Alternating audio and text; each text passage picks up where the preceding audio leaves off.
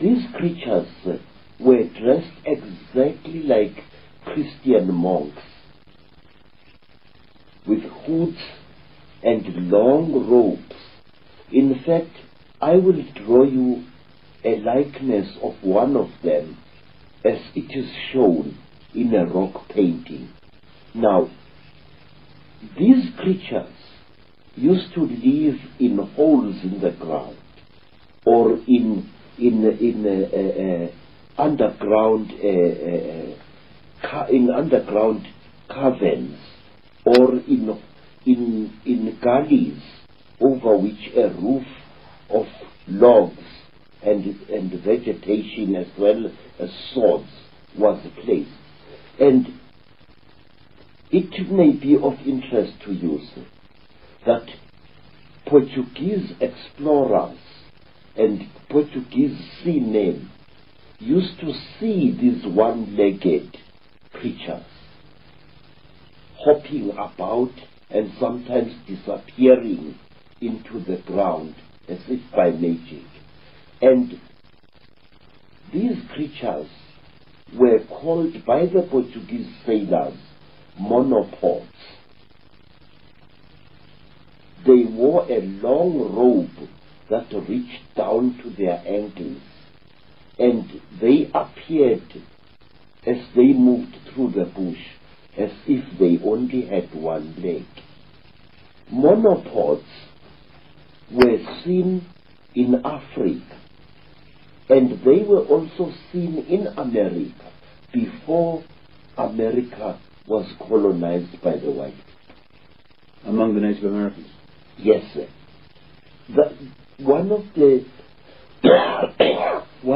things that amaze me is that the story of America and the story of Africa was the same.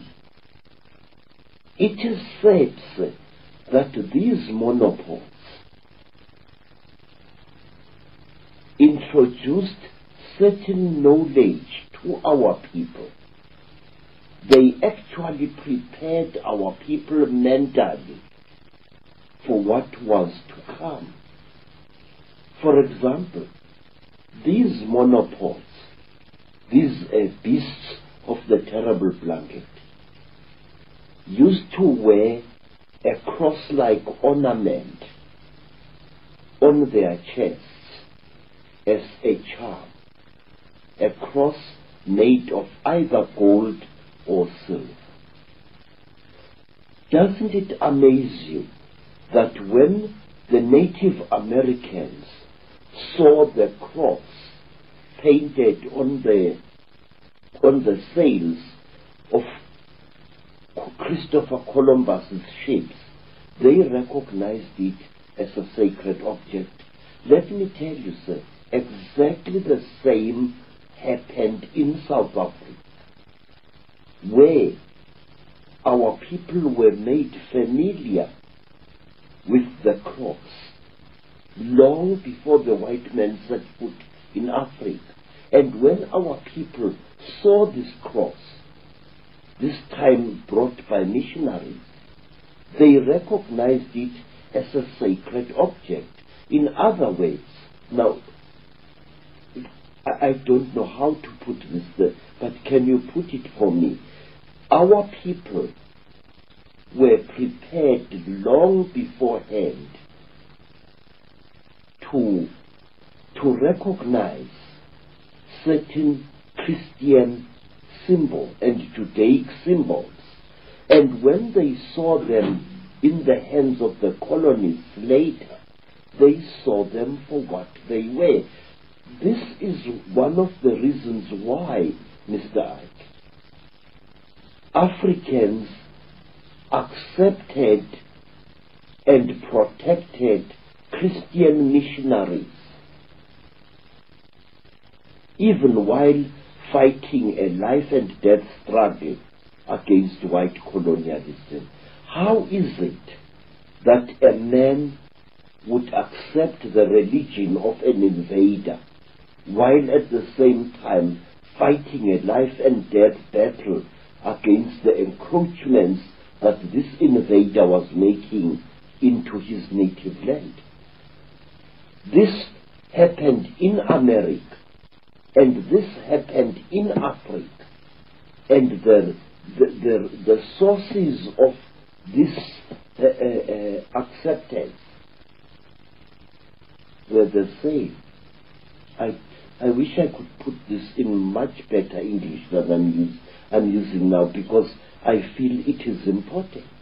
I think you're putting it very clearly, that it seems that this Chitahuli were going around the world preparing for the occupation from the Illuminati Center in London and Europe of these various areas like Native America and Africa. Yes, sir. The story, you see, a great fraud is being committed in educational circles, in that the educationists in their ivory towers force our young people to look at the colonization of Africa and America as if they were two separate incidents. But certain factors in this colonization were the same in Africa and the same in America, and they achieved exactly the same results. This is why I always argue that the conspiracy, the international conspiracy, began long before colonial times in Africa and in the America. And the results were the same. Look at this. Here is the great Zulu king Shaka. Shaka is a warrior second to none. Shaka is also a prophet second to none. Shaka welcomes white people to his empire of Natal. Shaka allows missionaries to operate freely through his country. And when Shaka dies, before Shaka died, he warned his half-brother Dinga that he must under no circumstances attack the white people, and that he must allow missionaries to operate freely amongst the Zulu people. In fact, during the reign of King Dinga and Shaka's half-brother, two missionaries, Reverend Halstead and Reverend Owen, had a mission station within sight of King Dinga's great village. But wait, sir, let me point out one thing. These missionaries were converting our people to Christianity, and they often went out of their way to criticize and undermine the king's authority in the eyes of their converts.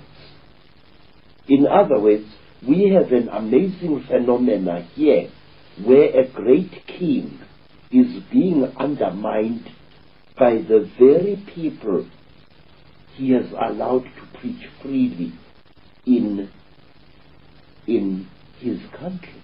Why? Not a single South African scholar has ever asked himself why. Why were our people so seemingly stupid as to allow a foreign religion into their country?